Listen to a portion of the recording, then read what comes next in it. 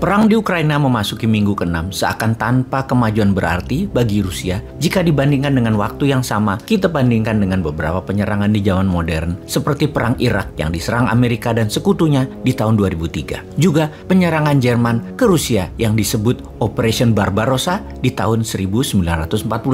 Perubahan pola serang Rusia ke Ukraina dari serangan kilat ala Nazi dengan blitzkriegnya diubah menjadi ala Aleppo tidak mengejutkan banyak pengamat intelijen pertahanan. Strategi bumi hangus adalah perang psikologi bagi yang lemah. Perang yang direncanakan cepat menjadi perang psikologi yang bisa panjang masanya. Kita akan bahas perbedaan perang di Ukraina ini dengan perang Irak di tahun 2003 dan Operation Barbarossa di tahun 1941.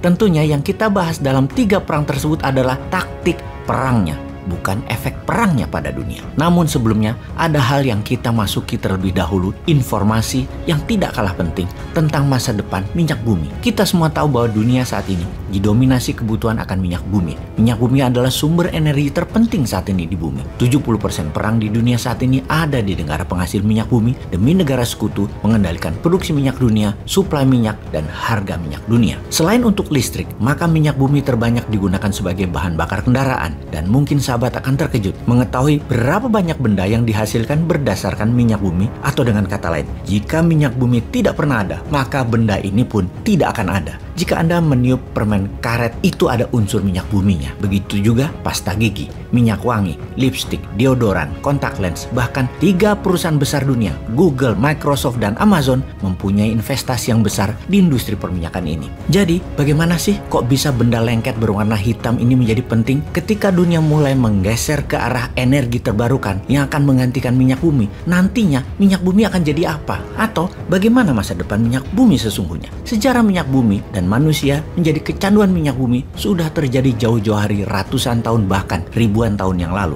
Bangsa Mesopotamia di tahun 3100 sebelum Masehi sudah menggunakan minyak bumi untuk mozaik dan permata mereka. Bangsa Babilonia di tahun 1700 sebelum Masehi menggunakan minyak untuk pelapis perahu mereka agar tidak merembes air masuk ke kapal. Bangsa Mesir di tahun 2600 sebelum Masehi menggunakan bahan dasar minyak bumi untuk membalsem mumi. Juga bangsa Yunani telah sejak tahun 2000 sebelum Masehi menggunakan sebagai lampu minyak. Untuk dunia perminyakan modern, pastinya kita berterima kasih pada seorang inventor ahli kimia, James Young, yang berkebangsaan Skotlandia di pertengahan abad ke-19.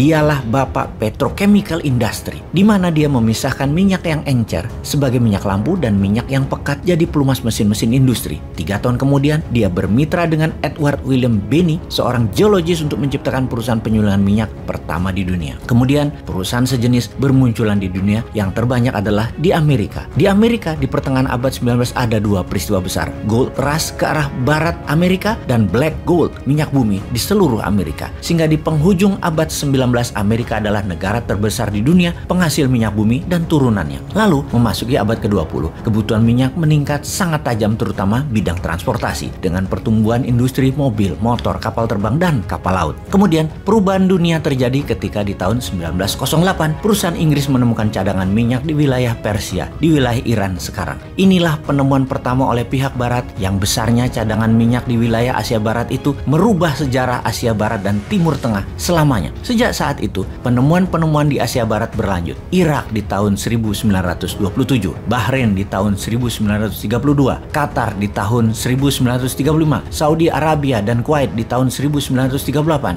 di UAE atau United Arab Emirates di tahun 1958. Semuanya adalah yang berinvestasi, yang mengeksplor, dan yang memiliki hasilnya adalah perusahaan barat, Amerika dan sekutunya. Untuk menjaga harga stabil dan membuat jumlah produksi berlaku adil, negara-negara Timur Tengah itu berinisiatif membuat organisasi, yaitu OPEC, Organization of Petroleum Exporting Country, atau organisasi negara-negara pengekspor minyak. Diciptakan dalam konferensi di Baghdad di tahun 1960. Negara pendirinya adalah Iran, Kuwait, Irak, Saudi Arabia, dan Venezuela. Kemudian banyak negara bergabung. Qatar di tahun 61, Indonesia di tahun 62, Libya di tahun 62 juga, UAE juga di tahun 1967, Nigeria di tahun 71, dan Ekuador di tahun 1973, kemudian Gabon di 1975. Mereka, OPEC tersebut, mengendalikan 80% cadangan minyak dunia dan memproduksi 44% minyak dunia. Kekuatan OPEC dan dominasi OPEC sangat kuat sekali waktu itu. Apa buktinya? Ketika perang Arab-Israel di tahun 1973,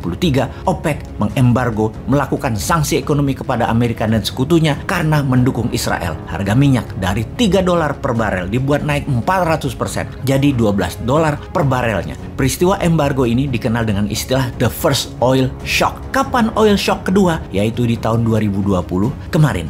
Ketika selama setahun shutdown karena pandemi virus Wuhan, di mana kebutuhan minyak bumi turun hingga 50%, juga perang harga Saudi-Rusia yang mana Saudi menurunkan harga minyak agar perusahaan Rusia bangkrut. Harga minyak bumi di bulan Januari 2020 adalah $67 per barel. Di bulan Maret 2020, harga minyak bumi ke $18 per barel. Dan di suatu titik di bulan April, harga pernah mencapai minus $38 per barel. Minus alias yang beli minyak dibayar, bukan bayar atau beli, tetapi dibayar. Sekarang di tahun 2022, kebutuhan minyak bumi 92,8 juta barel per harinya. Di antaranya Indonesia membutuhkan 1,5 juta barel per hari. Tiongkok membutuhkan 19 juta barel per hari. Di dunia ini ada 4,8 miliar mobil di jalanan. Dan ada banyak hal selain fuel bahan bakar kendaraan dihasilkan oleh minyak bumi yang belum bisa digantikan oleh energi terbarukan seperti tempat tidur, kamera, karpet, komputer, bola golf, botol, pestisida, pipa, gorden, ban, X-ray, dan banyak lagi. Sebuah fakta, mobil listrik akan merubah dunia transportasi, namun tidak akan merubah kebutuhan akan minyak bumi. Jadi, ketika dua negara berperang,